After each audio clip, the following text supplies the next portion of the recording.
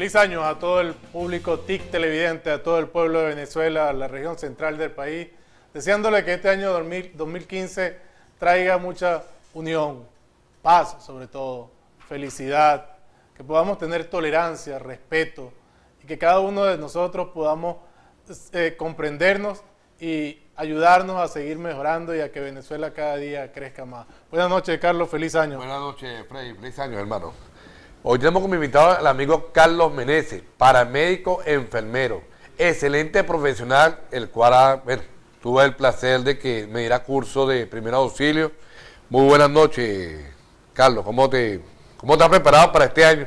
Buenas noches, compañero. Bueno, con las pilas puestas, como dicen por ahí.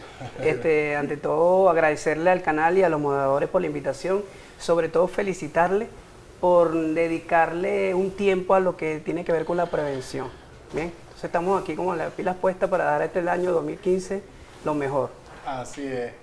Carlos, en tu trabajo tienes tiempo, tienes mucho tiempo de experiencia. ¿Qué puedes decir de alguna persona que por una casualidad se queme? ¿Cuál es la primera cosa que debe hacer? Tenga una quemadura, bien sea de cualquier tipo. ¿Qué le recomiendas tú?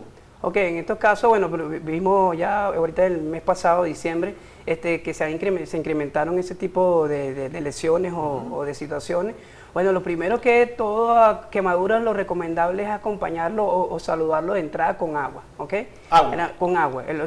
Hay situaciones donde por lo menos con químicos, con soda cáustica, o que eso está fuera de lugar. Pero generalmente a saludarlo con agua, ¿bien? Evitar lo que es romper las flictenas o ampollas, ¿bien? Eso es un procedimiento ya invasivo que realiza el médico dependiendo de la condición de la misma. Sobre todo, bueno, evidentemente en una situación toda emergencia siempre pedir ayuda, ¿bien? Lo que es 911, si a nivel de las empresas, pedir la ayuda a lo que son las brigadas de prevención, de emergencia que debe tener toda empresa privada o pública.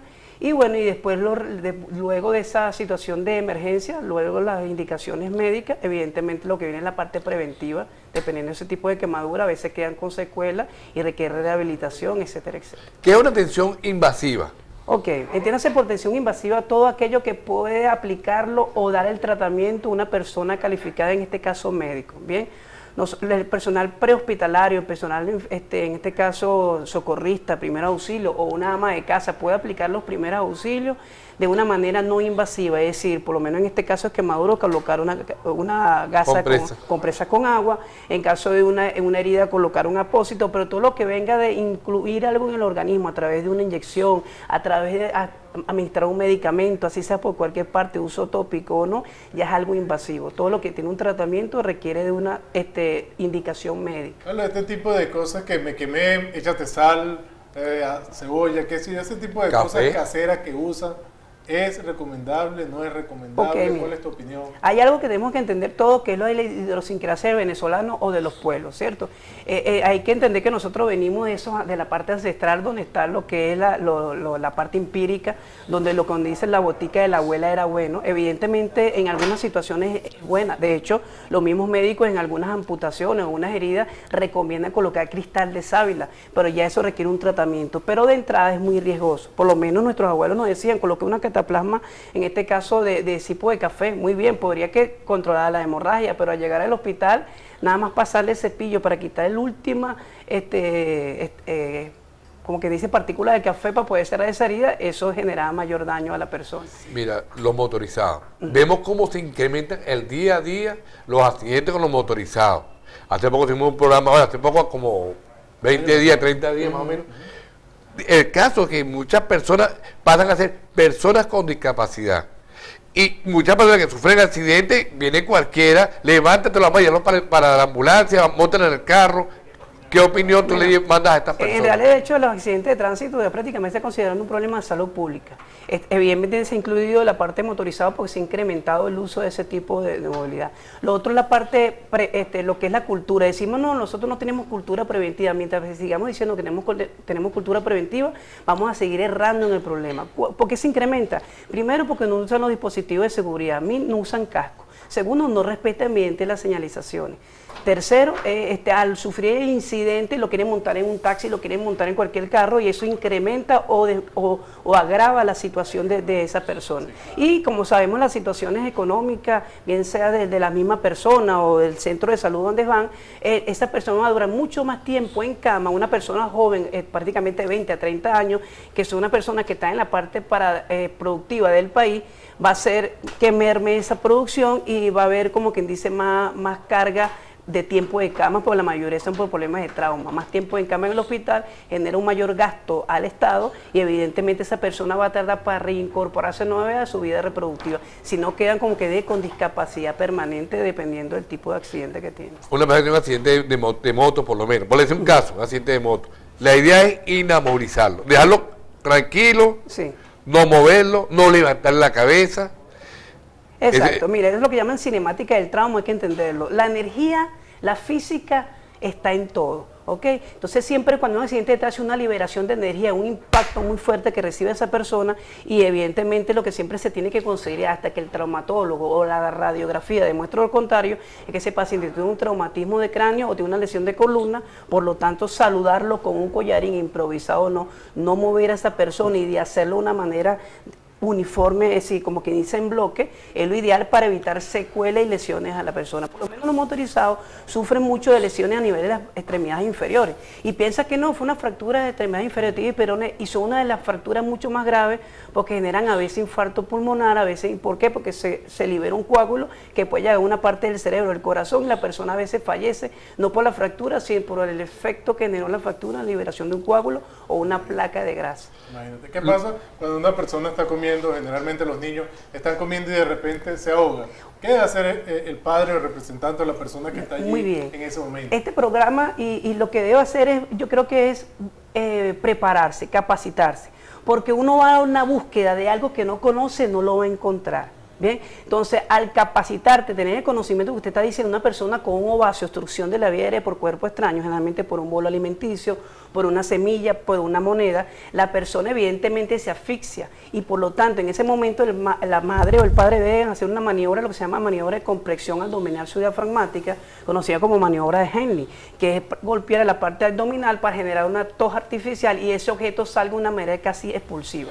Si me permiten una anécdota del mes pasado, en diciembre, yo estaba comiendo un fruto y la semilla se fue hacia la parte de la tráquea. Estaba con unos niños en el parque, todos mis sobrinitos, y resulta que ellos eran menores de edad y no tenían el conocimiento, y resulta que tuve que hacerme una autoayuda. A través del sub y baja me di golpe en la parte abdominal, debajo del diafragma, y esa semilla salió expulsada. ¿Pero por qué? ¿Cuál fue la diferencia en no morir y poder lograr esa sobrevida?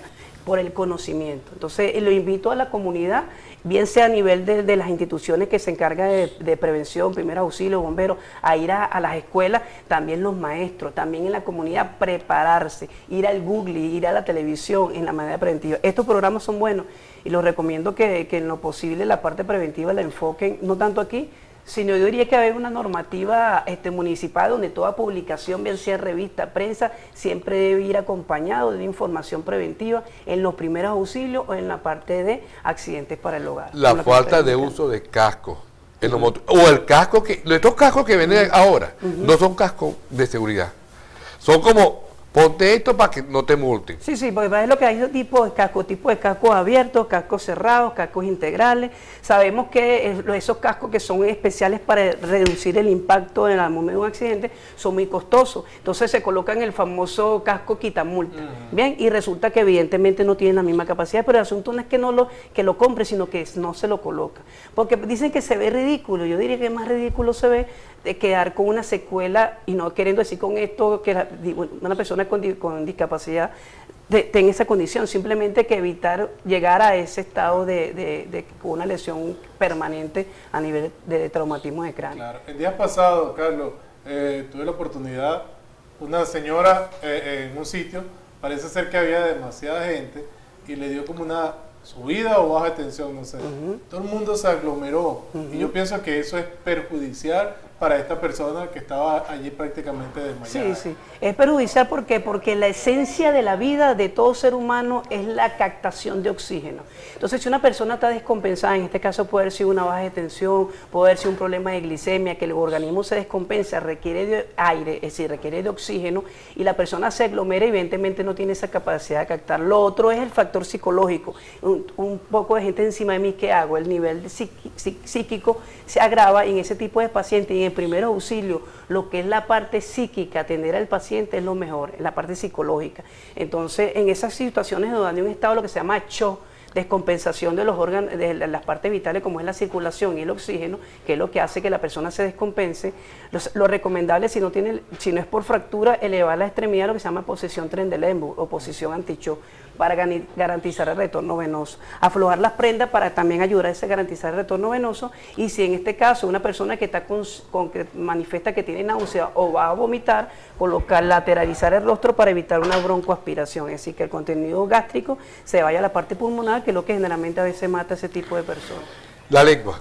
La lengua. Ajá. ¿Hay que sacarle la lengua a la persona? No, lo que pasa es que hay una mala percepción de que la lengua se trague. Es imposible que se trague porque está adosada la mandíbula. Me explico, lo que pasa es que por gravedad, estamos aquí ahorita, la lengua está posada en nuestro, como dicen, en el piso de la boca. La persona se descompensa, estos músculos se ponen flácidos y está en posición supina o boca arriba, la lengua cae por gravedad y obstruye el paso de aire a la tráquea. Entonces, nada más en primer auxilio, prestar atención. Solo en primer auxilio, una persona inconsciente con inclinación de la cabeza y elevación de la mandíbula, si está en posición supina, boca arriba, garantiza ese paso de aire. Y el paso de aire a veces ayuda mucho mientras que llega la asistencia profesional, ambulancia o médico dentro de una empresa si es privada. Exacto. Carlos, vamos a unos interesantes mensajes comerciales y de inmediato volvemos con más de tus recomendaciones para este año que comienza. Vamos a unos comerciales y ya volvemos con más del Sindicato Pueblo y Solución.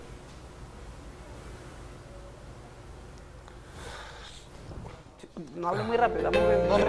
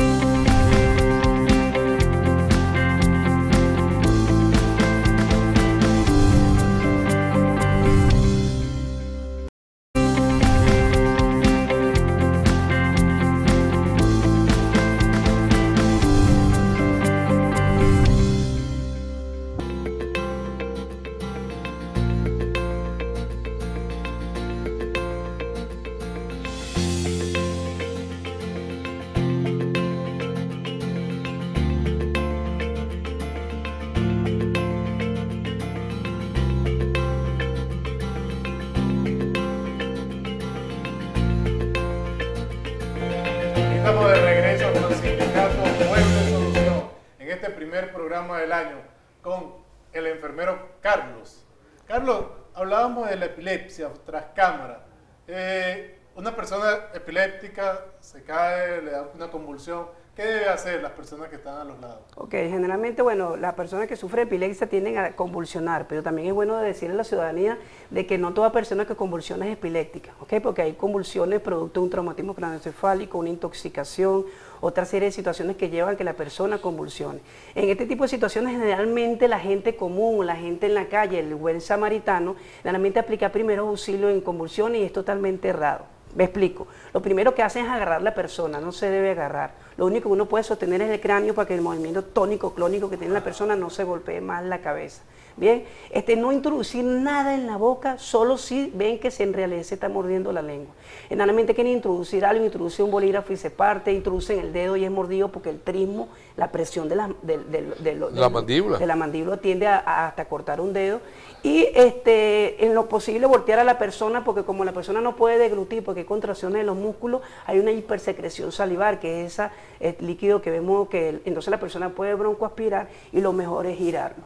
Hay que estar pendiente con esto porque generalmente muchas personas delincuentes en camionetas, en centros comerciales, hasta en bancos, se prestan a hacer este escenario para que la persona vaya a asistir y en el momento que a esa persona están asistiendo son robados. ¿Cómo saber que esa persona está fingiendo? Primero, la saliva no es efervescente al que hacerse así. Las personas generalmente se colocan eso. Segundo, que cuando la persona está inconsciente y al golpearlo en esta zona no frunce el ceño. Al fruncir el ceño está fingiendo que está inconsciente. Y tercero, cuando la persona se despierta, una persona que convulsiona, que está convulsionando de verdad, aproximadamente unos 20 minutos para ubicarse en tiempo y espacio de persona porque hubo un problema de hipoxia cerebral. La persona que está fingiendo se para y se va, cuando usted voltea ya no tiene la cartera, ya no tiene el celular. Entonces es bueno eso, pero para concretar eso, solo sostener la cabeza, girar la persona para que no broncoaspire, no agarrarla mientras que tenga movimientos tónicos clónicos y evidentemente lo primero, luego después de eso, asistir, pedir la ayuda necesaria que son los grupos de emergencia 911 en este caso. Mira, es una cuestión que me preocupa a mí como ser humano. Es que cuando me monto en la camioneta viene alguien delante de la camisa o la franela y muestra unas partes ahí de músculo, como si no lo entendiera afuera. ¿Eso es real? Wow. Eso es, porque es algo que yo digo, me han dicho, claro, eso es mentira, eso lo venden en la casa de la magia. Ahora yo me pregunto, oye, ¿alguien puede estar con su intestino por fuera tranquilamente en la calle? Sí, lo que pasa, bueno, hay que entender que hay situaciones sociales donde la persona, bien sea por problemas económicos o problemas de droga, necesita adquirir dinero para poder satisfacer esa necesidad, ese vicio, se ponen a hacer situaciones como algunas que pueden ser verdad, otras que son sencillamente un simulacro. Primero, que lo que está allá afuera es un extremo del colon, en algunas situaciones sí lo tiene, para eso la persona tiene una colostomía y le coloca una bolsa para que defeque. Aprovechan esa situación de que usted mismo lo acaba de decir, el ciudadano, el buen samaritano, el altruismo que tenemos todos, que es la necesidad de querer ayudar a otro. ¿Cómo sé que es verdad? ¿Cómo sé que es verdad que sea el músculo? En realidad, mira, si sea verdad o no, lamentablemente es un asunto que tiene que resolver los problemas de seguridad y del Estado. Hacer un seguimiento a aquel señor que se monta todos los días con una niña que ni siquiera tiene los mismos genes de él, prácticamente, y que enferma, que no le dan los medicamentos, donde ahorita, por más o bien, el Estado está ofreciendo una salud pública que a veces faltan algunos medicamentos, pero por lo menos está la asistencia. Y tratándose en menores, adolescentes, la ayuda es mayor. Entonces, es decir que no lo ayudan, que necesitan dinero y esa persona a veces quizás está dopada. Entonces, es un asunto que no lo vamos a resolver nosotros los ciudadanos, sino las personas, llámese el caso, los grupos de seguridad y los trabajadores sociales del Estado. Las personas que quieran estudiar o aprender lo que es los primeros auxilios, ¿dónde deben acudir? Wow.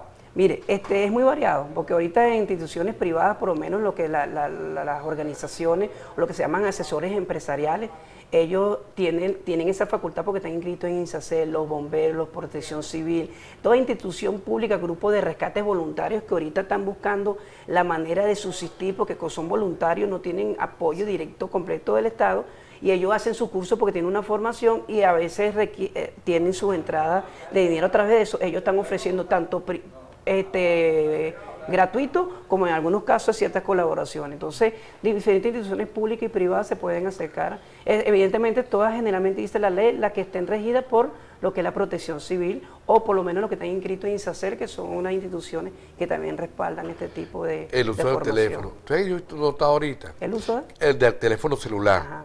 Tanto en los motorizados, en los carros, los funcionarios del Estado, porque ahora ellos se han convertido en acróbatas, sí, con una sola mano y así voltean para todos lados con un celular en la mano. Tu opinión, tu llamado a la conciencia de estas personas. Sí, el asunto está, como dice mi hermano, que dice, Carlos, el problema está en que ya la gente dice, no, ya eso es común, ya eso es normal, y como eso es normal, no nos ocupamos de mejorar esa condición. Sabemos que son unas acciones inseguras, sabemos que el nivel de estar llamando por un teléfono, hay literatura que te dice que hablar por un teléfono manejando es como hacerlo con los ojos vendados 2 cuadras, imagínense ahora chateando. Bien, entonces la gente ya, aunque ahí las leyes de tránsito te dicen que no debe hacerlo, que va a ser sancionado, evidentemente lo que se llama, eso es una imprudencia y negligencia. Imprudencia porque sabes que no debes cometer eso mientras que estés haciendo una acción por lo menos de manejar o pasar la calle, porque también está el peatón, ¿ok? O la persona que está chateando dura una cuadra y no se está dando cuenta que a 2 esquinas lo están esperando y ya le quitan el celular, porque no tuvo una visión amplia, porque tuvo una visión de túnel chateando. Entonces un asunto de no más de cultura y llamar la atención, es un asunto de actitud, ¿bien? Cambiarlo a la parte preventiva y tratar de hacer ese contacto celular, porque a veces, como que dice, ya un anexo de las personas, sin ellos no pueden vivir, en situaciones donde no esté haciendo otras actividades, ¿bien? Okay. Un niño tomó algo indebido, cloro, X, qué sé yo, algo que agarró del estante de la cocina, ¿qué debe hacer? ¿Qué es lo primero que debe hacer la madre? Ok, voy a optarlo rápidamente que debe hacer la madre, no sin antes indicar lo que es mucho más importante, evitar que el niño llegue a eso. ¿Cómo? Evidentemente, todo lo que son productos químicos, tóxicos, identificarlo. Como el niño no sabe leer, no se tiene que colocarlo en un lugar que el niño no maneje eso. Pero ustedes ven que hay niños que llegan al hospital, o quizás han escuchado, que entran en lo que se llama con una intoxicación o una alcohólica, y es precisamente porque en el grupo social, familia donde vive, ve a mamá y papá constantemente eso y él lo ve como normal. Entonces a veces las intoxicaciones de los menores son etílicas y precisamente es por esa condición. Entonces, si ya ingirió, ya dijimos la parte preventiva, pero si ya ingirió, ¿qué hacer ahora en primeros auxilios? Evidentemente, oler el aliento del niño, ¿bien? Porque a veces el niño está con el queroseno, la gasolina ahí, y no se ingirió, pero resulta que el niño estaba con el pañal y el químico, llámese en este caso la gasolina y el queroseno, entró por la mucosa del recto, igualito se está hay un contacto con el químico y hay una intoxicación. Entonces, en estos casos, determinar qué produjo la lesión o la intoxicación, me lo llaman por ahí como intoxicación. Luego, evidentemente, llevar al niño y a la muestra para que puedan utilizar los correctivos a nivel médico, ver cuál es el antídoto o qué se puede hacer, el lavado gástrico, todo lo que tenga que ver con la parte invasiva médica. Es importante, si no pueden tomar fotos, ver cuál es, en algunos productos químicos te dicen qué hacer en primera auxilio en caso de ingesta, de que caen en los ojos, etcétera, etcétera. Entonces es bueno que cuando compren un producto de estas condiciones de toxicidad, leer siempre la parte que dice qué hacer en caso de intoxicación. De emergencia. Caso de fiebre. En caso de fiebre, a veces le decían, ponle café. Báñalo. Yo estoy en desacuerdo totalmente con eso.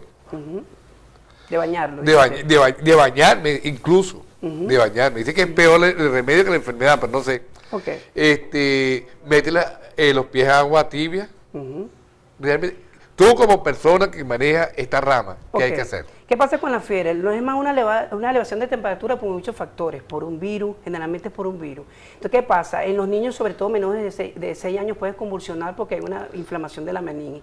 Para evitar eso hay que bañarlo, sí hay que bañarlo. ¿Por qué? Porque hay que bajar la temperatura de ese niño. ¿Pero cómo hacerlo? Antes nos decían con agua helada. Ay, no, pero se va a morir de una neumonía, pero de una meningitis no se salva. Entonces, ahora recomiendan agua tibiecita, porque se ha recomendado que cuando se hace de esa manera, baja mucho más rápido la temperatura y no hay un efecto de rebote, que es lo que hacía cuando había agua fría. Lo del café, lo del alcohol, lo del whisky, lo de lo que dice la abuela, que dice el aguardiente, yo siempre respeto la parte ancestral porque venimos de eso, tenemos esa mezcla.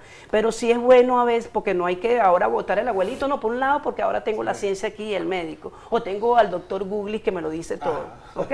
Entonces sí hay cosas que son buenas, pero como somos en primer auxilio, y hay que indicarle eso a la comunidad, de que primer auxilio es un asunto de ciencia, científico, hay que aplicar dos cosas que van a ser mucho más efectivas, como lo del agua, como en caso de convulsiones, evidentemente hay que llevarlo, evitar que convulsione y hacer las acciones anteriores que indicamos de convulsión. Entonces sí hay que buscar manera de bañar al niño, sí, pero con agua tibia. De hecho lo recomiendo con agua tibiecita y que aproximadamente 30 minutos, ir midiendo la temperatura y evidentemente estamos hablando de un niño, la madre debe tener un contacto con un pediatra y que le esté indicando cuál es la dosis, porque a veces no le están dando la dosis que es, por eso no baja la temperatura. Golpe en la cabeza de los niños. Ok. Échele mantequilla con sal, ponle hielo. Ok, lo mejor que hay, y a todo traumatismo, salúdelo con hielo o en agua fría, no directo porque el frío y el hielo quema, ¿ok? ¿Por qué? Porque todo traumatismo va a generar una inflamación. La inflamación evidentemente es lo que a veces duele en el cuerpo de la persona. Y hay una ruptura de algunos vasos. Al colocar hielo produce vasoconstricción, evitas el edema, pero esos son los primeros auxilios. Ese niño se haya caído de X altura, o de su propio pie, hay que llevarlo al centro hospitalario para que el neurocirujano y la radiografía o la tomografía dé el diagnóstico definitivo. Porque generalmente, ay, no le pasó nada porque los otros nunca nos va a pasar nada. A los demás sí, siempre pensamos eso. Pues entonces son muy subjetivos, hay que ser objetivo y más cuando se trate de los menores de edad. El llamado a los padres, esos padres que dicen, ay no, lo toman como normal, los padres, los toman como normal. Ese llamado que hay que concientizar con mucha fuerza. Ok, bueno, repito, la única manera de que los padres comprendan eso es sumarse a realizar un curso de primeros auxilios, capacitarse, porque vuelvo y repito, la ignorancia, la falta de conocimiento, que es la ignorancia, nos lleva a errar. Cuando usted tiene un conocimiento puede ser mucho más preventivo, mucho más persuasivo a la hora de ciertas situaciones, y que a nosotros nos dicen en el medio de salud que nosotros somos paranoicos, porque en todos lados estamos viendo peligro, precisamente porque tenemos una formación y hemos visto muchos casos y queremos que no se sigan sumando los Carlos, queremos comprometerte para que nos pueda volver a visitar nuevamente aquí al Sindicato Pueblo y Solución, a este programa, ya que estamos ya por finalizar este segmento. Queremos comprometerte para que en futuros programas puedas estar con nosotros dándonos estas recomendaciones. Y quisiera 30 segundos para despedirte. ¿Qué recomendaciones le das tú a los padres, madres, representantes, al pueblo en general? Recomendaciones en esta medicina preventiva. Ok, en la prevención, si quiere tener éxito, súmese. Si quiere tener éxito en la prevención y en todo, sume, no reste. ¿Ok? Entonces súmese al conocimiento, súmese a querer ayudar a otra persona, súmese a ver dónde usted cometió el error, volver a analizar por qué cometió el error para que otros familiares no mueran o otras personas no sufran lesiones que hayan tenido a nivel de la familia. Entonces yo creo que en este caso de lo que es los primeros auxilios, lo de capacitación, es la prevención. Gracias a Carlos. Y vamos a ver unos interesantes mensajes comerciales y de inmediato volvemos con más de Sindicato, Pueblo y Solución.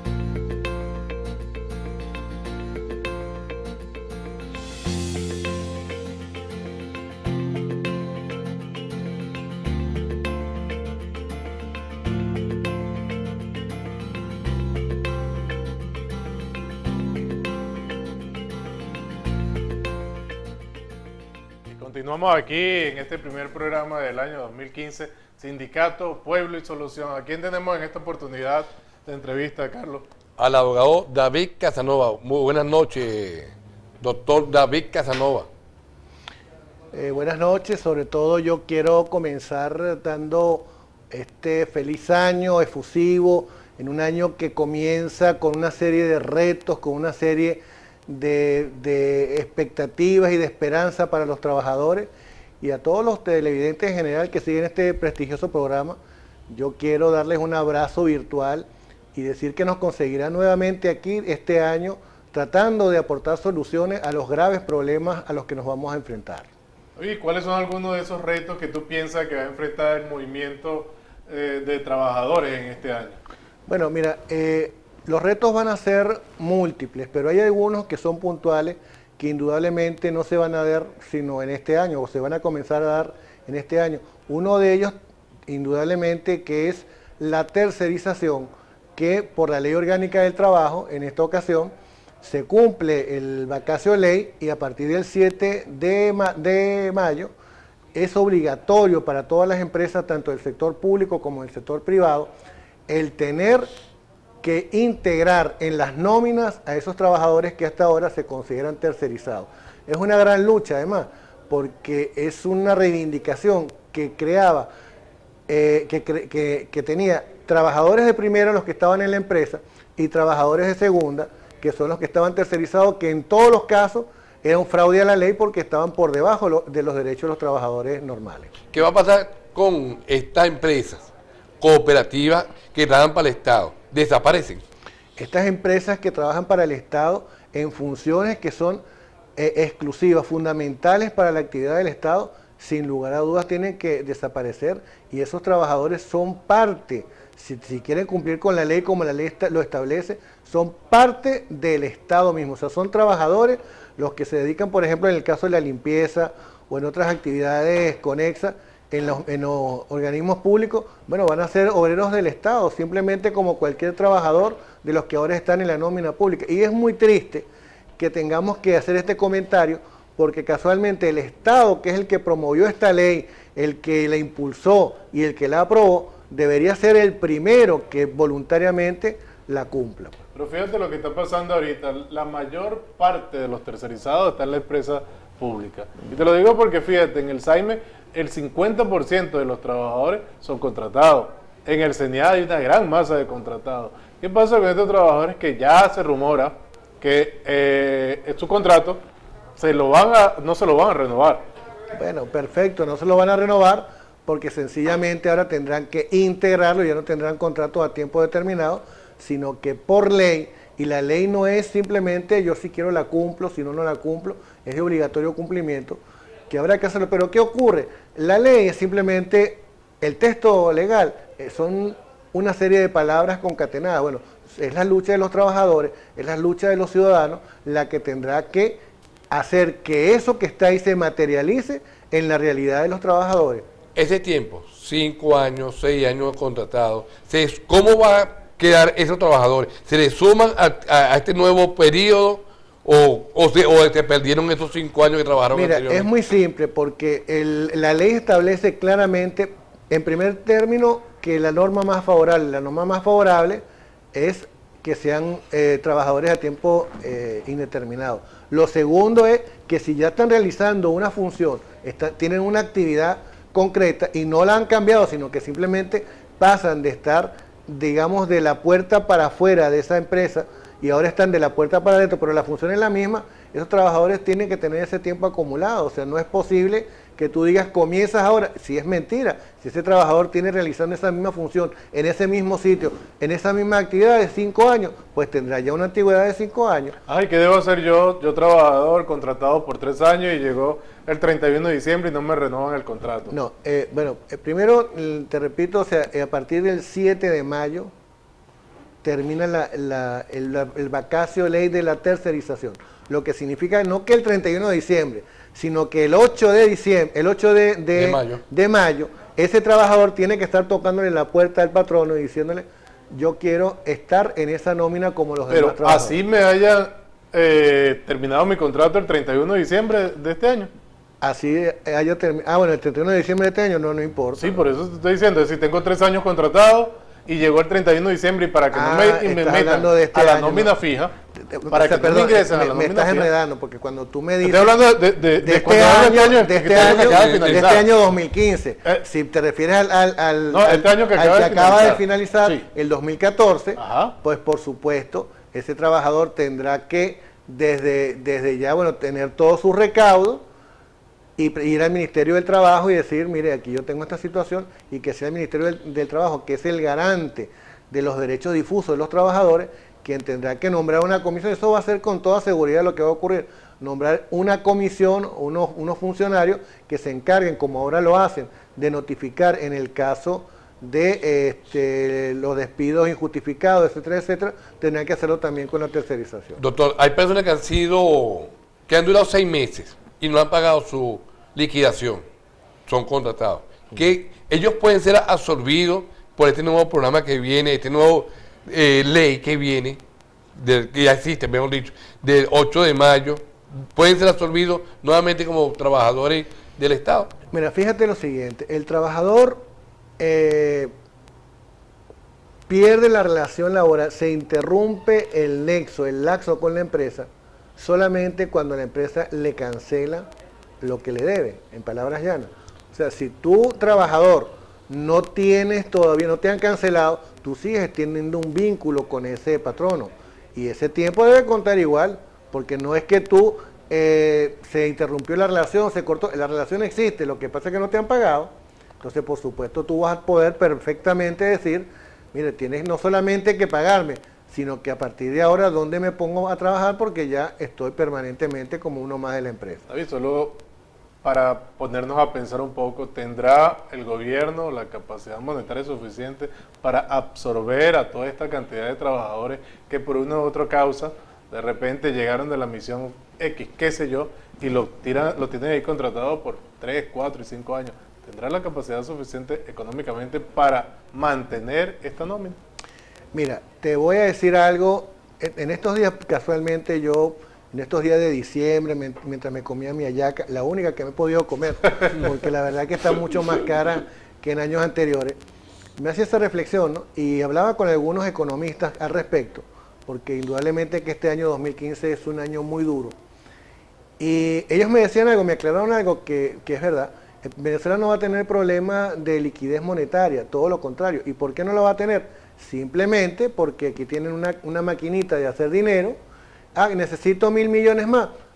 Casa de la Moneda, fabríqueme 1.000 millones más y lo va a lanzar al torrente económico que ya existe. El problema no es ese, el problema es que cada vez que tú mandas dinero inorgánico a ese torrente económico, lo que está es produciendo inflación en mayor grado. Entonces, va a tener, yo les puedo garantizar, y sin ser pitonizo, que va a haber dinero en todos los sitios, porque es un problema simplemente de hacer billetes de monopolio, sin respaldo de nada. El problema va a ser conseguir los bienes y a qué precio los vamos a conseguir. Las empresas desaparecen. Hay personas que tienen 2 vacaciones vencidas y no las han pagado, o no las han gozado, o le deben un dinero. ¿Quién asume este compromiso? Bueno, eso porque es otro patrón. Ajá. Eso es muy simple, no es otro patrón. Y no solamente con esta ley orgánica del trabajo, los trabajadores y las trabajadoras, sino que incluso en la ley anterior, en la ley orgánica del trabajo, cuando tú tienes unas personas trabajando en una empresa que no son tuyas, que los tienes subcontratados, ¿quién es responsable? Bueno, el patrono en un principio es el que los contrató, pero si no, el que está en esa empresa es subsidiariamente responsable de esas prestaciones sociales. Entonces, ese trabajador, te pongo el caso del pedagógico de Maracay, para ponerte, hay una constructora que trae unos obreros al pedagógico de Maracay, hacen una contrata y la constructora se va. En función de eso, seguimos hablando en el próximo corte. Ok, vamos a un interesante mensaje comercial y de inmediato volvemos con más de Sindicato, Pueblo y Solución y el doctor David Casanova.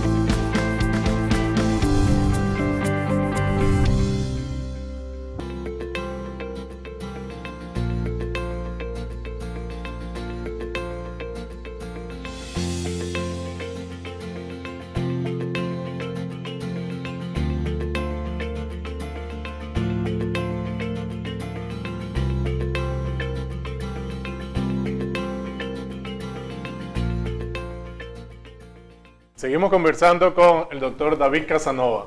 Te dejaba una idea en el aire. ¿Puedes continuar lo que estaba diciendo? Bueno, efectivamente, la empresa que no fue la que en un principio contrató a ese trabajador porque había una subcontrata, va a ser responsable exactamente igual porque la ley así lo establece, son subsidiariamente responsables de las prestaciones sociales de esos trabajadores. Si el patrón original no le pagó lo que le correspondería, esa deuda la tiene que asumir la empresa. Ahí no hay duda de ninguna otra especie. Nos conseguimos ahorita, doctor, que muchas empresas tienen todavía trabajadores, a pesar de que tienen varios contratos continuos, sin contratos. cuando le dicen que el verdadero tenor es el trabajador. No, el verdadero tenor aquí es la empresa. ¿Qué va a suceder con ellos? ¿Cómo me respaldo y no tengo ningún papel? Pues no me dan ni recibo. Mira, eso es una viveza patronal que es una viveza hace mucho tiempo superada, por cuanto el contrato siempre va a existir. Si no lo tienes escrito, lo tienes verbal. ¿Y cuáles son las cláusulas de ese contrato verbal? La Ley Orgánica del Trabajo. Lo único que tú tienes que demostrar en una relación laboral son 3 elementos para que sea verdaderamente considerado una relación laboral, que es que te pague. ¿Cómo compruebas tú que te pague si no te da recibo? Bueno, la empresa tiene que tener una contabilidad. Ella no saca el dinero de una varita, con una varita mágica, lo saca de la contabilidad de la empresa. Entonces, simplemente con solicitar al patrono a través del respectivo tribunal una inspección a los libros de la empresa, los libros de contabilidad de la empresa, sin lugar a dudas van a aparecer esos montos referidos al pago de personal y de esas personas que ahí están. El segundo término es que haya una dependencia, o sea, que tú tengas un uniforme o que tengas un carnet o que tengas cualquier tipo de relación que se pueda demostrar con la empresa. Y la tercera es simplemente que recibas órdenes. Y las órdenes las reciben en el momento que te dicen vaya a llevar este documento para tal lado, o límpieme esta escalera, o hágame tal actividad. Bueno, esa es una orden. Entonces, al tener esos 3 elementos concurrentes, pues está demostrado, aunque no haya ningún tipo de documento escrito, no haya recibos de pago, y en cualquier caso, es incluso peor para el patrono, porque la palabra del trabajador va a tener que ser rebatida por el patrono. Entonces, si un trabajador gana, un ejemplo que pudiera ocurrir, un trabajador gana 10.000 bolívares al mes, ojalá, gana 10.000 bolívares al mes, y el trabajador dice en esa exposición que él haga que gana 20.000 bolívares, bueno, tendrá el empleador que demostrar que no ganaba 20.000 bolívares. ¿Cómo lo va a demostrar? Tiene que demostrarlo con un recibo. Si no existe el recibo, claro, es la palabra de uno contra el otro. Fíjate la situación que está pasando. Llegó un caso al sindicato en días pasados de una persona que no es afiliada, está contratada en uno de los ministerios. Y por un mensaje de texto le dicen que está despedido. Ni siquiera es con una carta. Se le dice, no, por mensaje de texto, ya tú no laboras más, tú laboraste hasta el día de ayer. Entonces, no entiendo este tipo de situaciones, cómo pasan y que el Estado propicie estas situaciones. La persona ha quedado de verdad que no sabía ni qué hacer, fue a nuestro sindicato a recibir una asesoría, se la dimos y bueno, ahí vamos. Pero este tipo de situación que el papá gobierno es el primero que está violando las leyes. ¿Qué opinión puedes decir tú de esta situación? Mira, en primer término, que no es el Estado. El Estado somos todos, los ciudadanos somos todos el Estado. De lo que tú me estás diciendo es del gobierno. Sí. El gobierno son, casualmente, los que tienen en sus manos, digamos, la función de gobernar. Pero te repito, el Estado somos todos. Entonces, simplemente ese mensaje de texto tiene el mismo efecto de que a ti te digan en forma verbal, estás despedido. Bueno, por supuesto, no tienes cómo grabar a la persona, no tiene el mensaje de texto, tampoco garantiza, simplemente tiene que ir al Ministerio del Trabajo y decir, bueno, ¿quién te despidió? Bueno, fulano de tal, que se supone que es el que tiene que firmar ese mensaje de texto, porque si no es un chisme, claro. Entonces fulano de tal me despidió. ¿Cómo me despidió? Bueno, mira, que hay un mensaje de texto, lo pondrán en el acta y entonces irán, ese notificador irá a esa empresa o al ministerio, preguntará a los respectivos responsables de personal si esa persona está cesada y cuáles son las razones. Si no tiene razones, no le queda otra instancia al Ministerio del Trabajo, aunque también ellos forman parte del gobierno, de declarar que tienen que ser nuevamente ingresados. Si no ocurriera así, que por cualquier circunstancia, por conchupancia incluso, o por negligencia, ese funcionario no actuara ajustado a derecho, bueno, ahí hay un acto administrativo que en un tribunal perfectamente puede ser anulado, o sea que eso no tiene mayor. El maestro interino. ¿Qué situación va a jugar ahorita el maestro interino? Porque es un maestro que a veces no cobra, sino es como un maestro colaborador, un ayudante.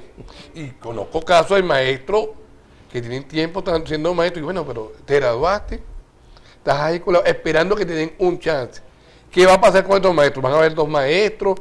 van a ser el jefe de la maestra o qué papel van a jugar ellos ahora con la nueva ley?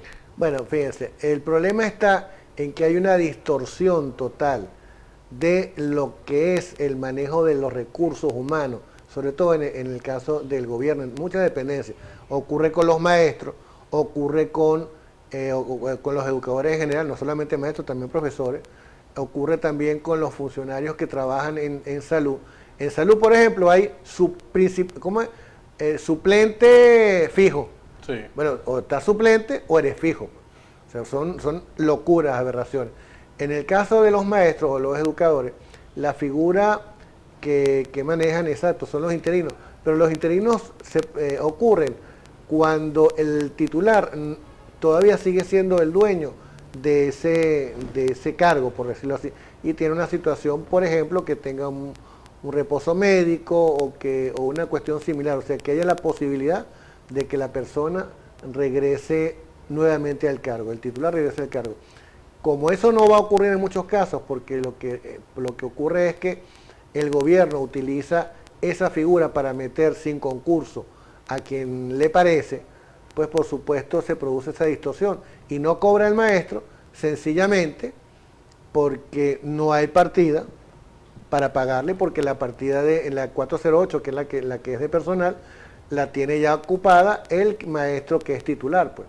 ¿Qué ocurre ahí? Bueno, ahí hay una ley, que es la ley anticorrupción, que sanciona a los funcionarios que aplican eso. O sea, tú no puedes poner a una persona a trabajar si esa persona no tiene garantizado su sueldo.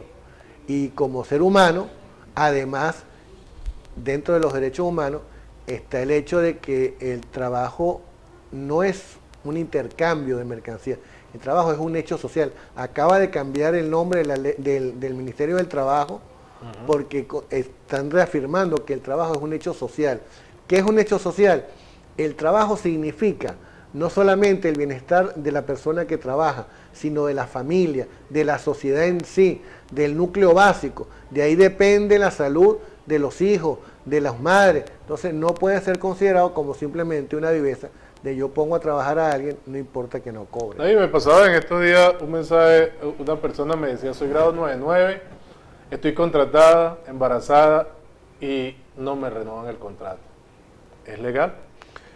Sí es legal, porque lamentablemente, acuérdate que el grado 99 son de libre nombramiento y remoción. De libre nombramiento y remoción, pero no lo ampara el fuero paternal. No, el fuero paternal lo que hace es que te protege ante situaciones de injusticia, o sea, que en un momento determinado, pero yo quiero decirte también, y como corredactor de esa ley orgánica del trabajo, que nueva, de la cual le tengo mucho cariño, aunque creo que al final fue distorsionada porque salió del horno antes del tiempo que tenía que salir. Ahí hay derechos que se solapan unos contra otros. Entonces, la estabilidad laboral que tienen todos los trabajadores en Venezuela solapa todos los fueros que hay, el paternal, el maternal, el sindical, porque al final de cuentas, aunque no tuvieras ninguno de esos, tú tienes una estabilidad laboral y que ahora es para todos los trabajadores. Ese es un gran logro que tiene esta ley orgánica del trabajo. Pero lo que no puedes hacer, y tiene que comprenderlo, es que porque una persona esté embarazada, se va a quedar a tiempo indeterminado en la empresa o en el ministerio. Eso realmente no lo contempla la ley y no lo puede contemplar porque se supone que cuando se produce un embarazo se interrumpe en el tiempo que está de reposo, digamos, esa relación laboral, y que nuevamente que se incorpora al trabajo se culmina el tiempo que tenga. Si está a tiempo determinado, lo que habrá es que se corre el tiempo de finalizar el contrato, pero en el mundo real, en el mundo laboral, por lo menos venezolano, el embarazo no garantiza que la persona permanezca, que es un hecho, digamos, muy común, una pregunta muy común de las trabajadoras, que opinan, no, pero estoy embarazada, estoy embarazada y sigo todavía, pasó el tiempo del contrato. No, el contrato se detuvo, hay una suspensión, lo que hace es que cuando tú te integres los días que te falten, por el tiempo que estuviste de reposo, se te van a empezar nuevamente a contar, pero eso no puede obligar al patrono a que le convierta ese contrato a tiempo determinado en a tiempo indeterminado. ¿A dónde voy yo si tengo un año trabajando como interino y no me pagaron? ¿A qué instancia llego? Bueno, en un principio tiene que agotar la vía administrativa, que es la que digamos, te elimina o te disminuye el número de conflictos en los tribunales. Pero si agotada la vía administrativa, es decir, en el ministerio respectivo de educación en este caso, no tiene solución, pues no te quedará otra que ir a la vía jurisdiccional, es decir, a los tribunales contenciosos o laborales según el caso. Bueno, David, de verdad que gracias por toda esa serie de conocimientos compartidos con nosotros. ¿Qué mensaje le da a toda la colectividad que nos sintoniza por TIC Televisión en este nuevo año que comienza? 30 segundos para... En 30 segundos yo le pido a los trabajadores de Venezuela y en especial los del Estado de Aragua que nos mantengamos unidos, que no permitamos que los patronos nos dividan en 4, en 5, en 6 sindicatos, en agrupaciones, en federaciones, que la unidad es la que nos dará el triunfo, porque las luchas de los trabajadores se logran con fuerza, no cada uno con una culebra de 20 cabezas. Y el 20 te tendremos nuevamente aquí, hablando más sobre los temas de la Ley Orgánica del Trabajo y del sindicato. Y me tendrán todos los días, cada vez que me necesiten, a través de este sindicato. Gracias. Bien, gracias amigos TIC televidentes. Lo esperamos el próximo martes, a la misma hora y por el mismo canal, aquí, por TIC Televisión.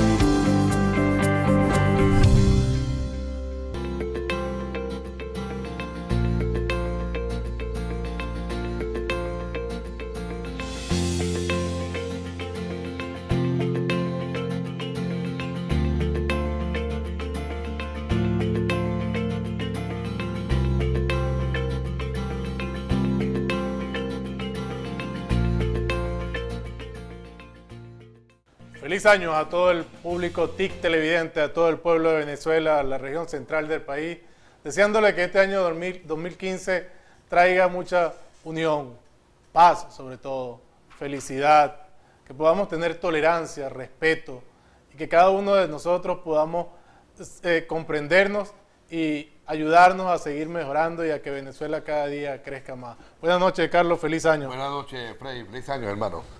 Hoy tenemos como invitado al amigo Carlos Meneses, paramédico enfermero, excelente profesional, el cual tuve el placer de que me diera curso de primer auxilio.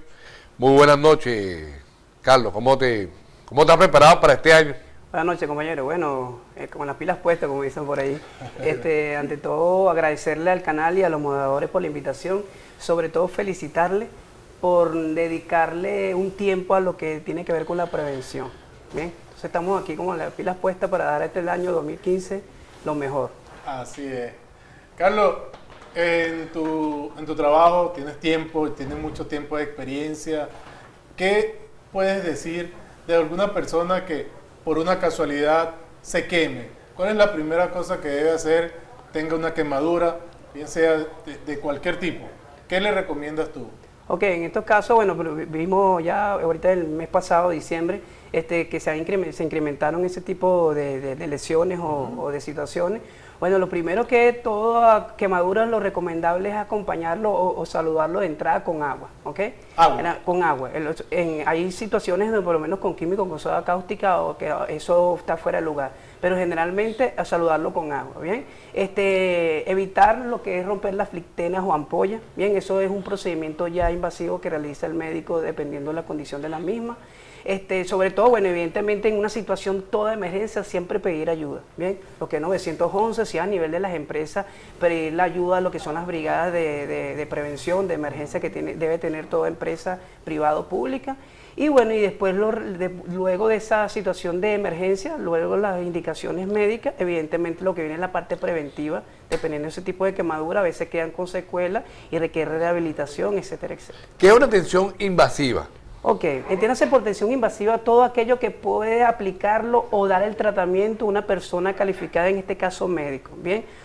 El personal prehospitalario, el personal en este caso socorrista, primer auxilio o una ama de casa puede aplicar los primeros auxilios de una manera no invasiva, es decir, por lo menos en este caso es quemadura, colocar una gasa compresa con agua, en caso de una herida colocar un apósito, pero todo lo que venga de incluir algo en el organismo a través de una inyección, a través de administrar un medicamento, así sea por cualquier parte, uso tópico o no, ya es algo invasivo. Todo lo que tiene un tratamiento requiere de una indicación médica. Claro, este tipo de cosas que me quemé, échate sal, cebolla, qué sé yo, ese tipo de cosas caseras que usan.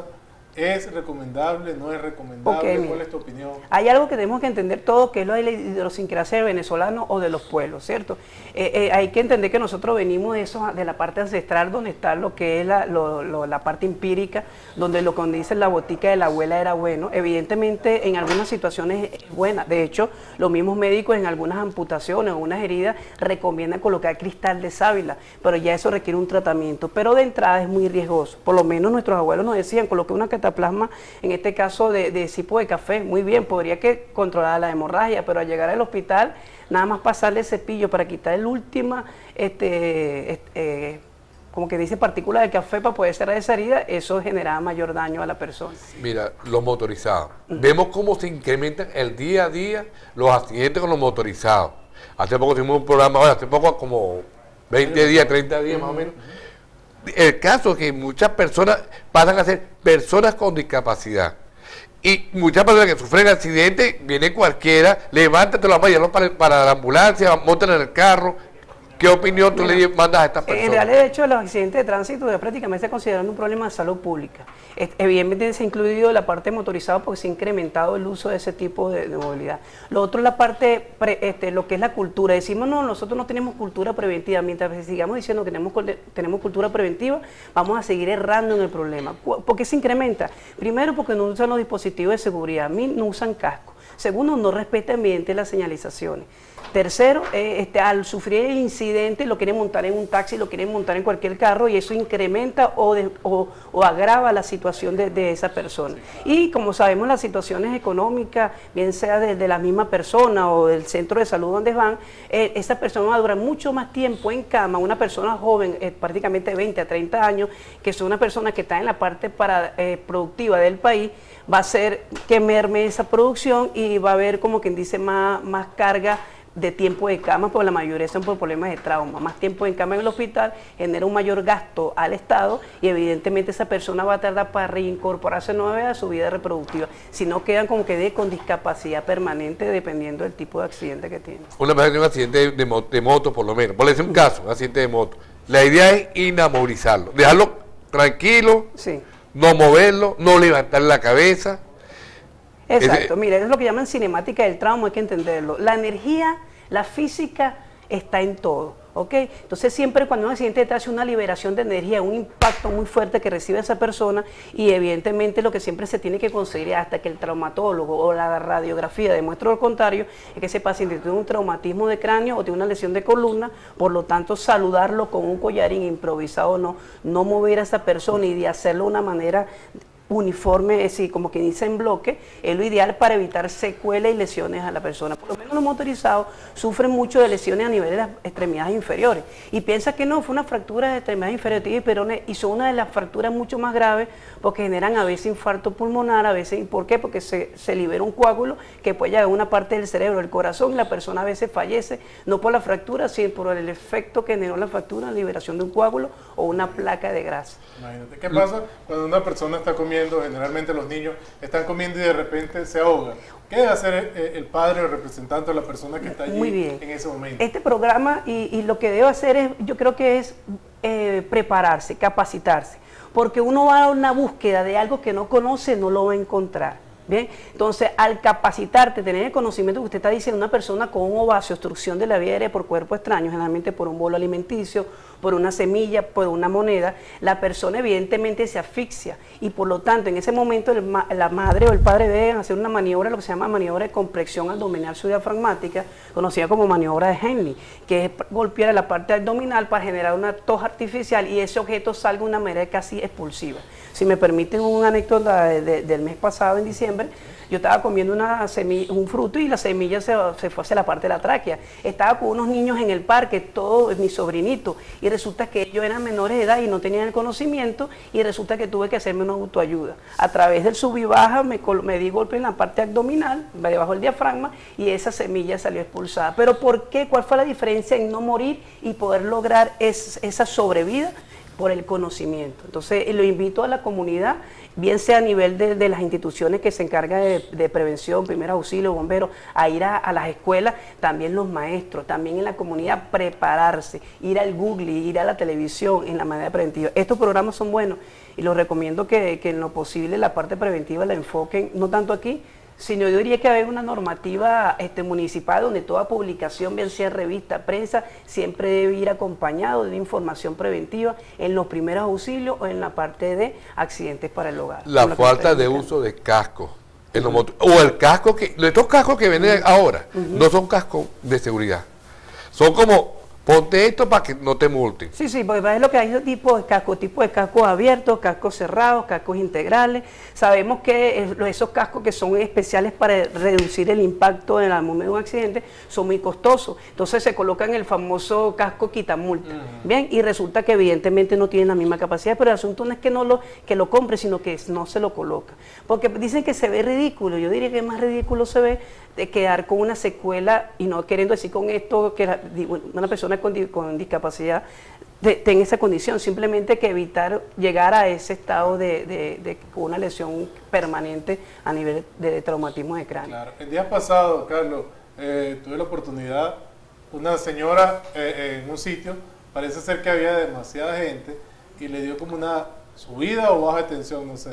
Todo el mundo se aglomeró y yo pienso que eso es perjudicial para esta persona que estaba allí prácticamente desmayada. Sí, es perjudicial porque la esencia de la vida de todo ser humano es la captación de oxígeno. Entonces, si una persona está descompensada, en este caso puede haber sido una baja de tensión, puede haber sido un problema de glicemia, que el organismo se descompensa, requiere de aire, es decir, requiere de oxígeno, y la persona se aglomera, evidentemente no tiene esa capacidad de captar. Lo otro es el factor psicológico. Un poco de gente encima de mí, ¿qué hago? El nivel psíquico se agrava, y en ese tipo de pacientes, y en el primer auxilio, lo que es la parte psíquica, atender al paciente es lo mejor, la parte psicológica. Entonces, en esas situaciones donde hay un estado, lo que se llama shock, descompensación de los órganos, de las partes vitales como es la circulación y el oxígeno, que es lo que hace que la persona se descompense, lo recomendable, si no es por fractura, elevar la extremidad, lo que se llama posición Trendelenburg o posición anti-shock, para garantizar el retorno venoso. Aflojar las prendas para también ayudar a garantizar el retorno venoso, y si en este caso una persona que está que manifiesta que tiene náusea o va a vomitar, lateralizar el rostro para evitar una broncoaspiración, es decir, que el contenido gástrico se vaya a la parte pulmonar, que es lo que generalmente a veces mata a ese tipo de personas. La lengua. La lengua. Ajá. ¿Hay que sacar la lengua a la persona? No, lo que pasa es que hay una mala percepción de que la lengua se trague. Es imposible que se trague porque está adosada la mandíbula. Me explico, lo que pasa es que por gravedad, estamos aquí ahorita, la lengua está posada en como dicen, el piso de la boca. La persona se descompensa, estos músculos se ponen flácidos y está en posición supina o boca arriba, la lengua cae por gravedad y obstruye el paso de aire a la tráquea. Entonces, nada más en primer auxilio, prestar atención. Solo en primer auxilio, una persona inconsciente con inclinación de la cabeza y elevación de la mandíbula, si está en posición supina, boca arriba, garantiza ese paso de aire. Y el paso de aire a veces ayuda mucho mientras que llega la asistencia profesional, ambulancia o médico dentro de una empresa, si es privada. Exacto. Carlos, vamos a unos interesantes mensajes comerciales y de inmediato volvemos con más de tus recomendaciones para este año que comienza. Vamos a unos comerciales y ya volvemos con más del Sindicato Pueblo y Solución.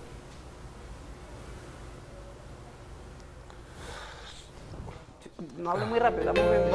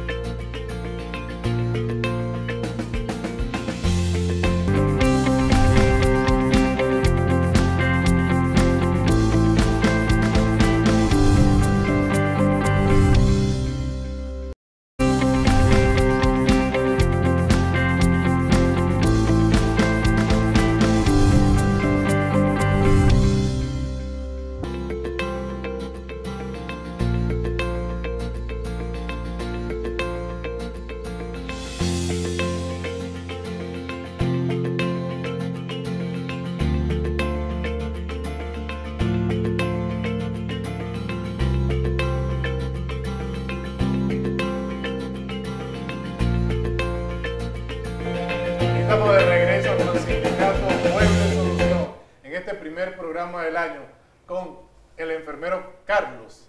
Carlos, hablábamos de la epilepsia tras cámara. Una persona epiléptica se cae, le da una convulsión. ¿Qué debe hacer las personas que están a los lados? Ok, generalmente, bueno, las personas que sufren epilepsia tienden a convulsionar, pero también es bueno decirle a la ciudadanía de que no toda persona que convulsiona es epiléptica, ¿ok? Porque hay convulsiones producto de un traumatismo craneoencefálico, una intoxicación, otra serie de situaciones que llevan a que la persona convulsione.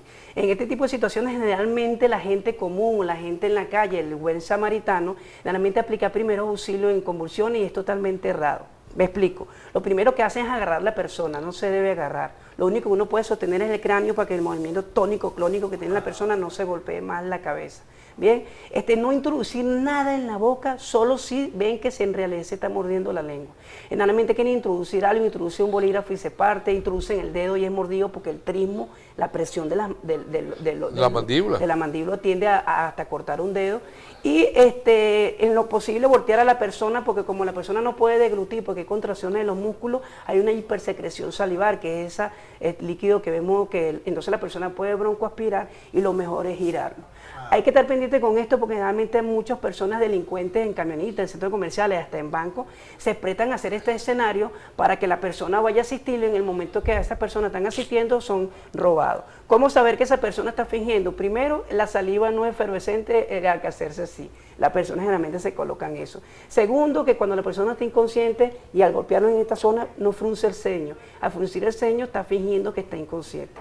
Y tercero, cuando la persona se despierta, una persona que convulsiona, que está convulsionando de verdad, aproximadamente unos 20 minutos para ubicarse en tiempo y espacio de persona porque hubo un problema de hipoxia cerebral. La persona que está fingiendo se para y se va, cuando usted voltea ya no tiene la cartera, ya no tiene el celular. Entonces es bueno eso, pero para concretar eso, solo sostener la cabeza, girar la persona para que no broncoaspire, no agarrarla mientras que tenga movimientos tónicos clónicos y evidentemente lo primero, luego después de eso, pedir la ayuda necesaria que son los grupos de emergencia 911 en este caso. Mira, una cuestión que me preocupa a mí como ser humano, es que cuando monto la camioneta viene alguien y se levanta la camisa o la franela y muestra unas partes ahí de músculo, como si no lo entendieran afuera. ¿Eso es real? Wow. Esto es, porque es algo que yo digo, me han dicho, Carlos, es mentira, eso lo venden en la casa de la magia. Ahora yo me pregunto, oye, ¿alguien puede andar con su intestino por fuera tranquilamente en la calle? Sí, lo que pasa, bueno, hay que entender que hay situaciones sociales donde la persona, bien sea por problemas económicos o problemas de droga, necesita adquirir dinero para poder satisfacer esa necesidad, ese vicio, se ponen a hacer situaciones como algunas que pueden ser verdad, otras que son sencillamente un simulacro. Primero, que lo que está allá afuera es un extremo del colon, en algunas situaciones sí lo tienen, para eso la persona tiene una colostomía y le coloca una bolsa para que defeque. Aprovechan esa situación de que usted mismo lo acaba de decir, el ciudadano, el buen samaritano, el altruismo que tenemos todos, que es la necesidad de querer ayudar a otro. ¿Cómo sé que es verdad? ¿Cómo sé que es verdad que sea el músculo? En realidad, mira, si sea verdad o no, lamentablemente es un asunto que tiene que resolver los problemas de seguridad y del Estado. Hacerle un seguimiento a aquel señor que se monta todos los días con una niña que ni siquiera tiene los mismos genes de él, prácticamente, y que enferma, que no le dan los medicamentos, donde ahorita, por más o bien, el Estado está ofreciendo una salud pública que a veces faltan algunos medicamentos, pero por lo menos está la asistencia. Y en tratándose en menores, adolescentes, la ayuda es mayor. Entonces, es decir, que no lo ayudan, que necesitan dinero y esa persona a veces quizás está dopada. Entonces, es un asunto que no lo vamos a resolver nosotros los ciudadanos, sino las personas, llámese caso, los grupos de seguridad y los trabajadores sociales del Estado. Las personas que quieran estudiar o aprender lo que es los primeros auxilios, ¿dónde deben acudir? Wow. Mire, es muy variado, porque ahorita en instituciones privadas, por lo menos lo que las organizaciones, o lo que se llaman asesores empresariales, ellos tienen esa facultad porque están inscritos en INSACEL, los bomberos, Protección Civil, toda institución pública, grupos de rescates voluntarios que ahorita están buscando la manera de subsistir porque son voluntarios, no tienen apoyo directo completo del Estado, y ellos hacen su curso porque tienen una formación y a veces tienen sus entradas de dinero a través de eso. Ellos están ofreciendo tanto gratuito como en algunos casos ciertas colaboraciones. Entonces, diferentes instituciones públicas y privadas se pueden acercar. Evidentemente, todas generalmente dice la ley, las que estén regidas por lo que es la Protección Civil o por lo menos lo que están inscritos en INSACER, que son unas instituciones que también respaldan este tipo de el uso del teléfono. ¿Ustedes yo he notado ahorita? ¿El uso de? El del teléfono celular. Ajá. Tanto en los motorizados, en los carros, los funcionarios del Estado, porque ahora ellos se han convertido en acróbatas, Sí.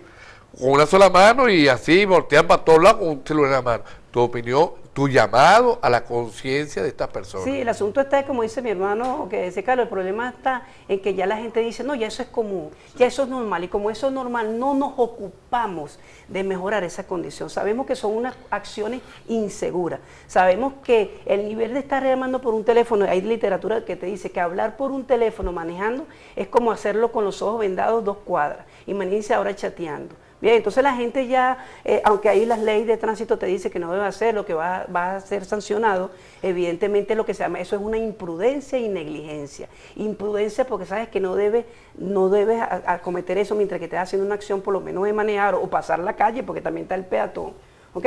O la persona que está chateando dura una cuadra y no se está dando cuenta que a 2 esquinas lo están esperando y ya le quitan el celular, porque no tuvo una visión amplia, porque tuvo una visión de túnel chateando. Entonces un asunto de no más de cultura y llamar la atención, es un asunto de actitud, ¿bien? Cambiarlo a la parte preventiva y tratar de hacer ese contacto celular, porque a veces, como que dice, lleva un anexo de las personas, sin ellos no pueden vivir, en situaciones donde no esté haciendo otras actividades, ¿bien? Okay. Un niño tomó algo indebido, cloro, X, qué sé yo, algo que agarró del estante de la cocina, ¿qué debe hacer? Es lo primero que debe hacer la madre. Ok, voy a optarlo rápidamente que va a hacer la madre, no sé, antes indicar lo que es mucho más importante, evitar que el niño llegue a eso. ¿Cómo? Evidentemente, todo lo que son productos químicos, tóxicos, identificarlo. Como el niño no sabe leer, no se tiene que colocarlo en un lugar que el niño no maneje eso. Pero ustedes ven que hay niños que llegan al hospital, o quizás han escuchado, que entran en lo que se llama con una intoxicación o una alcohólica, y es precisamente porque en el grupo social, familiar donde vive, ve a mamá y papá constantemente eso y él lo ve como normal. Entonces a veces las intoxicaciones en los menores son etílicas y precisamente es por esa condición. Entonces, si ya ingirió, ya dijimos la parte preventiva, pero si ya ingirió, ¿qué hacer ahora en primer auxilio? Evidentemente, oler el aliento del niño, ¿bien? Porque a veces el niño está con el queroseno, la gasolina ahí, y no se ingirió, pero resulta que el niño estaba con el pañal y el químico, llámese en este caso la gasolina y el queroseno, entró por la mucosa del recto, igualito se está hay un contacto con el químico y hay una intoxicación. Entonces, en estos casos, determinar qué produjo la lesión o la intoxicación, me lo llaman por ahí como intoxicación. Luego, evidentemente, llevar al niño y a la muestra para que puedan utilizar los correctivos a nivel médico, ver cuál es el antídoto o qué se puede hacer, el lavado gástrico, todo lo que tenga que ver con la parte invasiva médica. Es importante, si no pueden tomar fotos, ver cuál es, en algunos productos químicos te dicen qué hacer en primera auxilio en caso de ingesta, de que caen en los ojos, etcétera, etcétera. Entonces es bueno que cuando compres un producto de estas condiciones de toxicidad, leer siempre la parte que dice qué hacer en caso de intoxicación. En caso de emergencia. Caso de fiebre. En caso de fiebre, a veces le decían, ponle café. Báñalo. Yo estoy en desacuerdo totalmente con eso. De bañarlo. De bañarme, incluso. De bañarme. Dice que es peor el remedio que la enfermedad, pero no sé. Ok. Métele los pies a agua tibia. Ujú. Realmente, tú como persona que maneja esta rama, ¿qué hay Ok. que hacer? ¿Qué pasa con la fiebre? No es más una elevación de temperatura por muchos factores, por un virus, generalmente es por un virus. Entonces, ¿qué pasa? En los niños, sobre todo menores de 6 años, pueden convulsionar porque hay una inflamación de la meninge. Para evitar eso hay que bañarlo, sí, hay que bañarlo. ¿Por qué? Porque hay que bajar la temperatura de ese niño. Pero ¿cómo hacerlo? Antes nos decían con agua helada. Ay, no, pero se va a morir de una neumonía, pero de una meningitis no se salva. Entonces, ahora recomiendan agua tibiecita porque se ha recomendado que cuando se hace de esa manera baja mucho más rápido la temperatura y no hay un efecto de rebote, que es lo que hacía cuando había agua fría. Lo del café, lo del alcohol, lo del whisky, lo de lo que dice la abuela, que dice el aguardiente, yo siempre respeto la parte ancestral porque venimos de eso, tenemos esa mezcla. Pero sí es bueno a veces, porque no hay que ahora votar el abuelito, no, por un lado, porque ahora tengo la ciencia aquí y el médico, o tengo al doctor Google que me lo dice todo, ¿ok? Entonces sí hay cosas que son buenas, pero como somos en primer auxilio, y hay que indicarle eso a la comunidad, de que primer auxilio es un asunto de ciencia, científico, hay que aplicar dos cosas que van a ser mucho más efectivas, como lo del agua, como en caso de convulsiones, evidentemente hay que llevarlo, evitar que convulsione y hacer las acciones anteriores que indicamos en convulsión. Entonces sí hay que buscar manera de bañar al niño, Sí, pero sí. con agua tibia. De hecho, lo recomiendo con agua tibiecita y que aproximadamente 30 minutos. Ir midiendo la temperatura y evidentemente estamos hablando de un niño, la madre debe tener un contacto con un pediatra y que le esté indicando cuál es la dosis, porque a veces no le están dando la dosis que es, por eso no baja la temperatura. Golpe ¿Bien? en la cabeza de los niños. Ok. Échele mantequilla con sal, ponle hielo. Ok, lo mejor que hay, y a todo traumatismo, salúdelo con hielo o en agua fría, no directo porque el frío y el hielo quema, ¿ok? ¿Por qué? Porque todo traumatismo va a generar una inflamación. La inflamación, evidentemente, es lo que a veces duele en el cuerpo de la persona. Y hay una ruptura de algunos vasos. Al colocar hielo produce vasoconstricción, evita el edema, pero esos son los primeros auxilios. Ese niño se haya caído de X altura, o de su propio pie, hay que llevarlo al centro hospitalario para que el neurocirujano y la radiografía o la tomografía dé el diagnóstico definitivo. Porque generalmente, ay, no le pasó nada porque los otros nunca nos va a pasar nada. A los demás sí, siempre pensamos eso.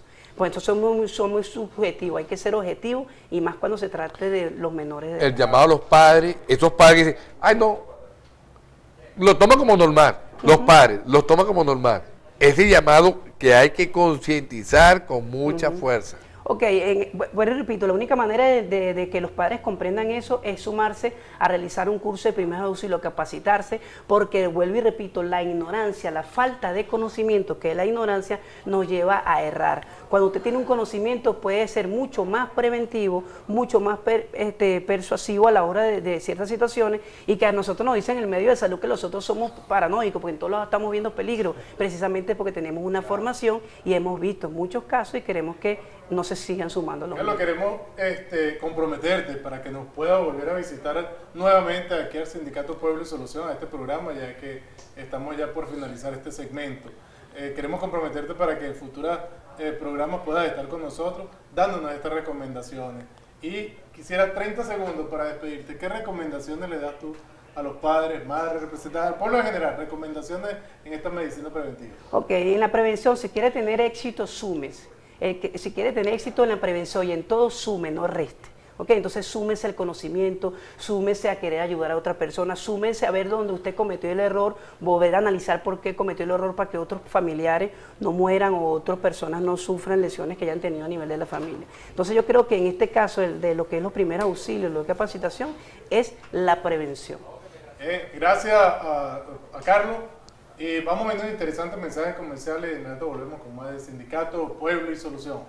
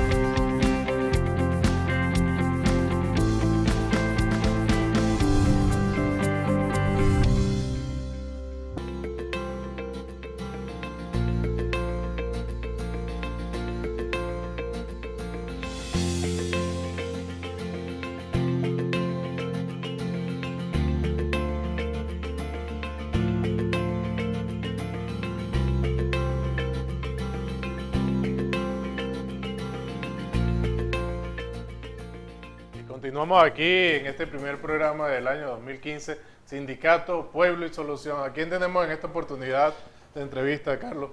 Al abogado David Casanova. Muy buenas noches, doctor David Casanova. Buenas noches, sobre todo yo quiero comenzar dando este feliz año efusivo, en un año que comienza con una serie de retos, con una serie de expectativas y de esperanza para los trabajadores y a todos los televidentes en general que siguen este prestigioso programa. Yo quiero darles un abrazo virtual y decir que nos conseguirán nuevamente aquí este año tratando de aportar soluciones a los graves problemas a los que nos vamos a enfrentar. Oye, ¿cuáles son algunos de esos retos que tú piensas que va a enfrentar el movimiento de trabajadores en este año? Bueno, mira, los retos van a ser múltiples, pero hay algunos que son puntuales que indudablemente no se van a dar sino en este año, o se van a comenzar a dar en este año. Uno de ellos, indudablemente, que es la tercerización, que por la Ley Orgánica del Trabajo, en esta ocasión, se cumple el vacacio ley y a partir del 7 de mayo es obligatorio para todas las empresas, tanto del sector público como del sector privado, el tener que integrar en las nóminas a esos trabajadores que hasta ahora se consideran tercerizados. Es una gran lucha además, porque es una reivindicación que creaba, que tenía trabajadores de primera, los que estaban en la empresa, y trabajadores de segunda, que son los que estaban tercerizados, que en todos los casos era un fraude a la ley porque estaban por debajo de los derechos de los trabajadores normales. ¿Qué va a pasar con estas empresas cooperativas que trabajan para el Estado? ¿Desaparecen? Estas empresas que trabajan para el Estado en funciones que son exclusivas, fundamentales para la actividad del Estado, sin lugar a dudas tienen que desaparecer, y esos trabajadores son parte, si quieren cumplir con la ley como la ley lo establece, son parte del Estado mismo. O sea, son trabajadores los que se dedican, por ejemplo, en el caso de la limpieza o en otras actividades conexas, en los organismos públicos, bueno, van a ser obreros del Estado, simplemente como cualquier trabajador de los que ahora están en la nómina pública. Y es muy triste que tengamos que hacer este comentario, porque casualmente el Estado, que es el que promovió esta ley, el que la impulsó y el que la aprobó, debería ser el primero que voluntariamente la cumpla. Pero fíjate lo que está pasando ahorita, la mayor parte de los tercerizados está en la empresa pública. Y te lo digo porque fíjate, en el SAIME el 50% de los trabajadores son contratados. En el CENIAD hay una gran masa de contratados. ¿Qué pasa con estos trabajadores que ya se rumora que su contrato no se lo van a renovar? Bueno, perfecto, no se lo van a renovar porque sencillamente ahora tendrán que integrarlo, ya no tendrán contrato a tiempo determinado, sino que por ley, y la ley no es simplemente yo si quiero la cumplo, si no, no la cumplo, es de obligatorio cumplimiento, que habrá que hacerlo. Pero ¿qué ocurre? La ley es simplemente, el texto legal, son una serie de palabras concatenadas. Bueno, es la lucha de los trabajadores, es la lucha de los ciudadanos, la que tendrá que hacer que eso que está ahí se materialice en la realidad de los trabajadores. Ese tiempo, 5 años, 6 años contratados, ¿cómo va a quedar esos trabajadores? ¿Se les suman a este nuevo periodo o se perdieron esos 5 años que trabajaron anteriormente? Mira, es muy simple porque la ley establece claramente, en primer término, que la norma más favorable es que sean trabajadores a tiempo indeterminado. Lo segundo es que si ya están realizando una función, tienen una actividad concreta y no la han cambiado, sino que simplemente pasan de estar, digamos, de la puerta para afuera de esa empresa y ahora están de la puerta para adentro, pero la función es la misma, esos trabajadores tienen que tener ese tiempo acumulado. O sea, no es posible que tú digas comienzas ahora, si es mentira, si ese trabajador tiene realizando esa misma función en ese mismo sitio, en esa misma actividad de 5 años, pues tendrá ya una antigüedad de 5 años. Ay, ¿qué debo hacer yo? Yo trabajador contratado por 3 años y llegó el 31 de diciembre y no me renovan el contrato. No, primero te repito, o sea, a partir del 7 de mayo termina el vacacio ley de la tercerización, lo que significa no que el 31 de diciembre, sino que el 8 de diciembre, el 8 de mayo, ese trabajador tiene que estar tocándole la puerta al patrono y diciéndole, yo quiero estar en esa nómina como los demás trabajadores. Así me haya terminado mi contrato el 31 de diciembre de este año.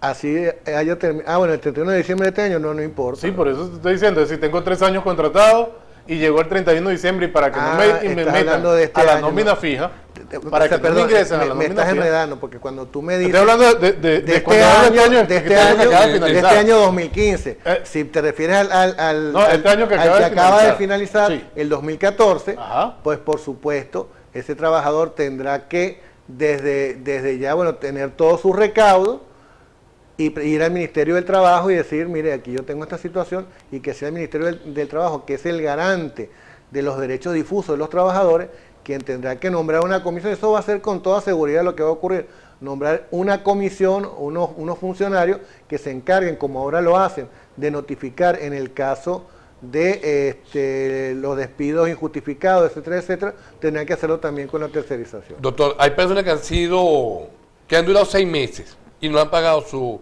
liquidación, son contratados, que ellos pueden ser absorbidos por este nuevo programa que viene, este nuevo ley que viene, que ya existe, mejor dicho, del 8 de mayo, pueden ser absorbidos nuevamente como trabajadores del Estado. Mira, fíjate lo siguiente, el trabajador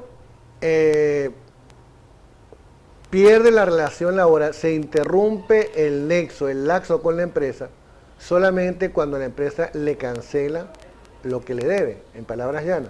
O sea, si tú, trabajador, no tienes todavía, no te han cancelado, tú sigues teniendo un vínculo con ese patrono, y ese tiempo debe contar igual, porque no es que tú se interrumpió la relación, se cortó, la relación existe, lo que pasa es que no te han pagado. Entonces, por supuesto, tú vas a poder perfectamente decir, mire, tienes no solamente que pagarme, sino que a partir de ahora, ¿dónde me pongo a trabajar? Porque ya estoy permanentemente como uno más de la empresa. David, solo para ponernos a pensar un poco, ¿tendrá el gobierno la capacidad monetaria suficiente para absorber a toda esta cantidad de trabajadores que por una u otra causa de repente llegaron de la misión X, qué sé yo, y lo tienen ahí contratado por 3, 4 y 5 años? ¿Tendrá la capacidad suficiente económicamente para mantener esta nómina? Mira, te voy a decir algo. En estos días, casualmente, en estos días de diciembre, mientras me comía mi hallaca, la única que me he podido comer, porque la verdad que está mucho más cara que en años anteriores, me hacía esa reflexión, ¿no? Y hablaba con algunos economistas al respecto, porque indudablemente que este año 2015 es un año muy duro. Y ellos me decían algo, me aclararon algo que es verdad. Venezuela no va a tener problema de liquidez monetaria, todo lo contrario. ¿Y por qué no lo va a tener? Simplemente porque aquí tienen una maquinita de hacer dinero. Necesito 1.000 millones más. Casa de la Moneda, fabríqueme 1.000 millones más y lo va a lanzar al torrente económico que ya existe. El problema no es ese, el problema es que cada vez que tú mandas dinero inorgánico a ese torrente económico, lo que está es produciendo inflación en mayor grado. Entonces va a tener, yo les puedo garantizar, y sin ser pitonizo, que va a haber dinero en todos los sitios, porque es un problema simplemente de hacer billetes de monopolio, sin respaldo de nada. El problema va a ser conseguir los bienes y a qué precio los vamos a conseguir. Las empresas desaparecen. Hay personas que tienen 2 vacaciones vencidas y no la han pagado, o no la han gozado, o le deben un dinero. ¿Quién asume este compromiso? Bueno, eso porque es otro patrón. Ajá. Eso es muy simple, no es otro patrón. Y no solamente con esta ley orgánica del trabajo, los trabajadores y las trabajadoras, sino que incluso en la ley anterior, en la ley orgánica del trabajo. Cuando tú tienes unas personas trabajando en una empresa que no son tuyas, que los tienes subcontratados, ¿quién es responsable? Bueno, el patrono en un principio el que los contrató, pero si no, el que está en esa empresa es subsidiariamente responsable de esas prestaciones sociales. Entonces, ese trabajador, te pongo el caso del pedagógico de Maracay, para ponerte, hay una constructora que trae unos obreros al pedagógico de Maracay, hacen una contrata y la constructora se va. En función de eso, seguimos hablando en el próximo corte. Ok, vamos a un interesante mensaje comercial y de inmediato volvemos con más de Sindicato, Pueblo y Solución y el doctor David Casanova.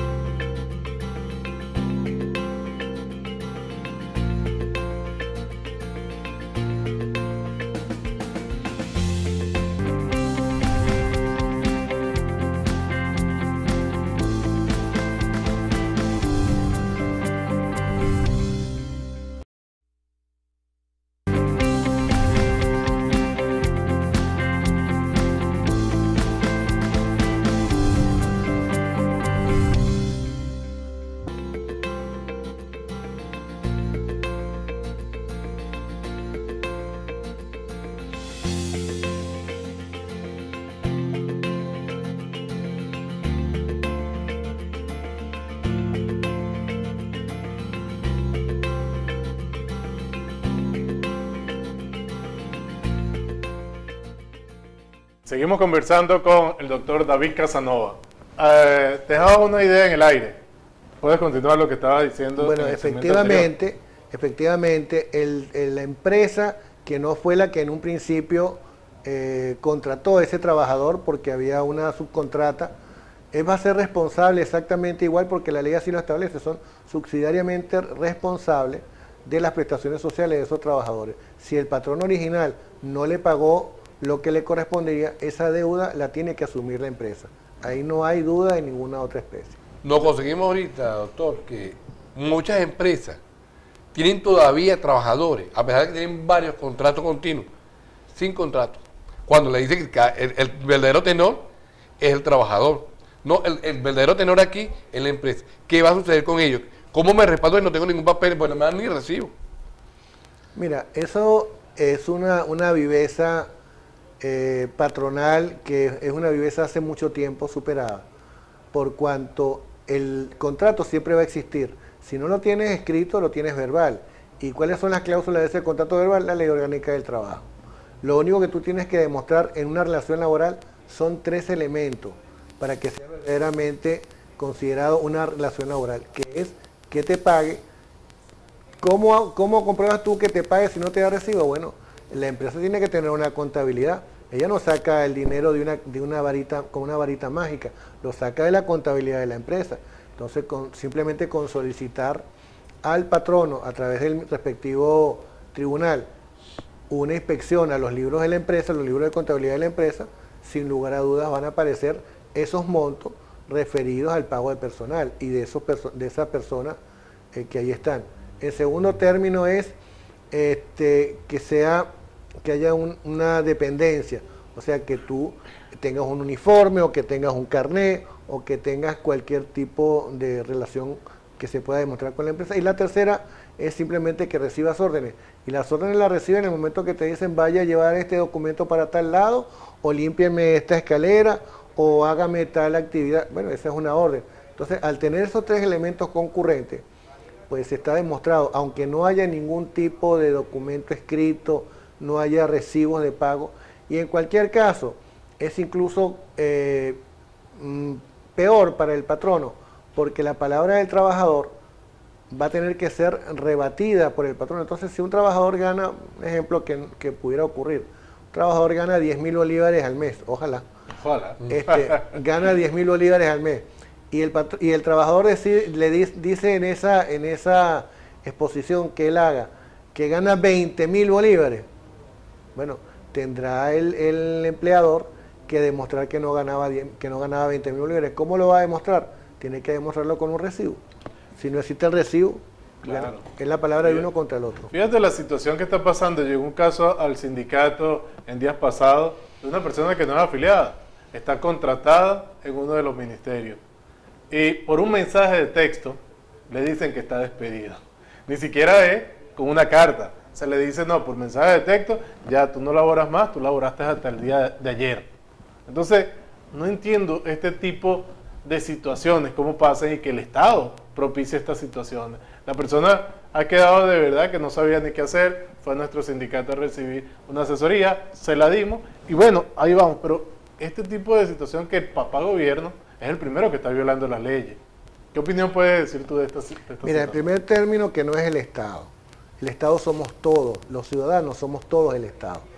De lo que tú me estás diciendo es del gobierno. Sí. El gobierno son, casualmente, los que tienen en sus manos, digamos, la función de gobernar. Pero te repito, el Estado somos todos. Entonces, simplemente ese mensaje de texto tiene el mismo efecto de que a ti te digan en forma verbal, estás despedido. Bueno, por supuesto, no tienes cómo grabar a la persona, no tienes el mensaje de texto, tampoco garantiza, simplemente tiene que ir al Ministerio del Trabajo y decir, bueno, ¿quién te despidió? Bueno, fulano de tal, que se supone que es el que tiene que firmar ese mensaje de texto, porque si no es un chisme, claro. Entonces fulano de tal me despidió.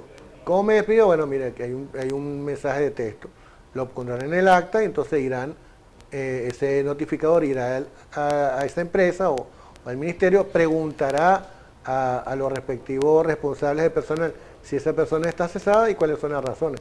Si no tiene razones, no le queda otra instancia al Ministerio del Trabajo, aunque también ellos formen parte del gobierno, de declarar que tienen que ser nuevamente ingresados. Si no ocurriera así, que por cualquier circunstancia, por conchupancia incluso, o por negligencia, ese funcionario no actuara ajustado a derecho, bueno, ahí hay un acto administrativo que en un tribunal perfectamente puede ser anulado, o sea que eso no tiene mayor. El maestro interino. ¿Qué situación va a jugar ahorita el maestro interino? Porque es un maestro que a veces no cobra, sino es como un maestro colaborador, un ayudante. Y conozco casos de maestros que tienen tiempo siendo maestros y bueno, pero te graduaste, estás ahí esperando que te den un chance. ¿Qué va a pasar con estos maestros? ¿Van a haber 2 maestros?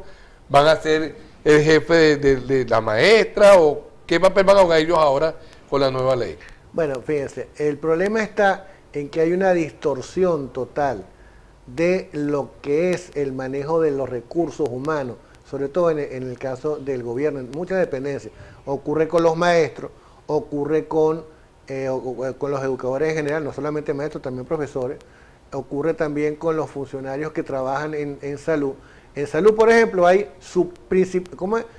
suplente fijo. Sí. Bueno, o estás suplente o eres fijo. O sea, son locuras, aberraciones. En el caso de los maestros o los educadores, la figura que manejan, exacto, son los interinos. Pero los interinos ocurren cuando el titular todavía sigue siendo el dueño de ese cargo, por decirlo así, y tiene una situación, por ejemplo, que tenga un reposo médico o una cuestión similar, o sea, que haya la posibilidad de que la persona regrese nuevamente al cargo, el titular regrese al cargo.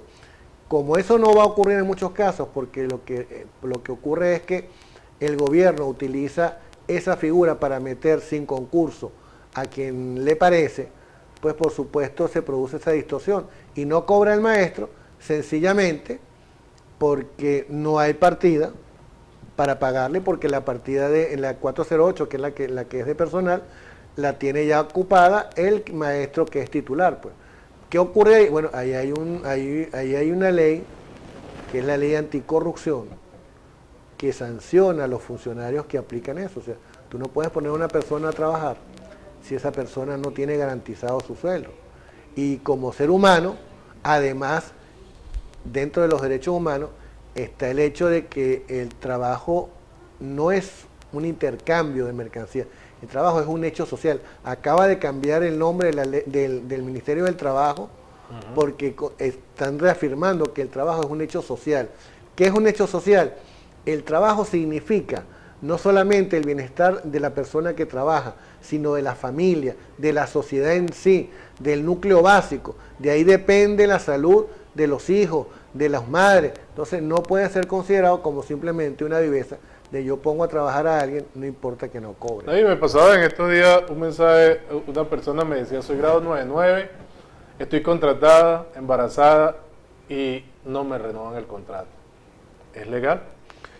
Sí es legal, porque lamentablemente, acuérdate que el grado 99 son de libre nombramiento y remoción. De libre nombramiento y remoción, pero no lo ampara el fuero paternal. No, el fuero paternal lo que hace es que te protege ante situaciones de injusticia, o sea, que en un momento determinado, pero yo quiero decirte también, y como corredactor de esa ley orgánica del trabajo, que nueva, de la cual le tengo mucho cariño, aunque creo que al final fue distorsionada porque salió del horno antes del tiempo que tenía que salir. Ahí hay derechos que se solapan unos contra otros. Entonces, la estabilidad laboral que tienen todos los trabajadores en Venezuela solapa todos los fueros que hay, el paternal, el maternal, el sindical, porque al final de cuentas, aunque no tuvieras ninguno de esos, tú tienes una estabilidad laboral y que ahora es para todos los trabajadores. Ese es un gran logro que tiene esta ley orgánica del trabajo. Pero lo que no puedes hacer, y tiene que comprenderlo, es que porque una persona esté embarazada, se va a quedar a tiempo indeterminado en la empresa o en el ministerio. Eso realmente no lo contempla la ley y no lo puede contemplar porque se supone que cuando se produce un embarazo, se interrumpe en el tiempo que está de reposo, digamos, esa relación laboral, y que nuevamente que se incorpora al trabajo, se culmina el tiempo que tenga. Si está a tiempo determinado, lo que habrá es que se corre el tiempo de finalizar el contrato pero en el mundo real, en el mundo laboral, por lo menos venezolano, el embarazo no garantiza que la persona permanezca, que es un hecho, digamos, muy común, una pregunta muy común de las trabajadoras, que opinan, no, pero estoy embarazada, ya pasé, estoy embarazada y sigo todavía, pasó el tiempo del contrato, no, el contrato se detuvo, hay una suspensión, lo que hace es que cuando tú te integres los días que te falten, por el tiempo que estuviste de reposo, se te van a empezar nuevamente a contar, pero eso no puede obligar al patrono a que le convierta ese contrato a tiempo determinado en a tiempo indeterminado. ¿A dónde voy yo si tengo un año trabajando como interino y no me pagaron? ¿A qué instancia llego? Bueno, en un principio tiene que agotar la vía administrativa, que es la que te digamos, te elimina o te disminuye el número de conflictos en los tribunales. Pero si agotada la vía administrativa, es decir, en el ministerio respectivo de educación en este caso, no tiene solución, pues no te quedará otra que ir a la vía jurisdiccional, es decir, a los tribunales contenciosos o laborales según el caso. Bueno, David, de verdad que gracias por toda esa serie de conocimientos compartidos con nosotros. ¿Qué mensaje le da a toda la colectividad que nos sintoniza por TIC Televisión en este nuevo año que comienza? 30 segundos para... En 30 segundos yo le pido a los trabajadores de Venezuela y en especial los del Estado de Aragua que nos mantengamos unidos, que no permitamos que los patronos nos dividan en 4, en 5, en 6 sindicatos, en agrupaciones, en federaciones, que la unidad es la que nos dará el triunfo, porque las luchas de los trabajadores se logran con fuerza, no cada uno con una culebra de 20 cabezas. Y el 20 te tendremos nuevamente aquí, hablando más sobre los temas de la Ley Orgánica del Trabajo y del sindicato. Y me tendrán todos los días, cada vez que me necesiten, a través de este sindicato. Gracias. Bien, gracias amigos TIC televidentes. Lo esperamos el próximo martes, a la misma hora y por el mismo canal, aquí, por TIC Televisión.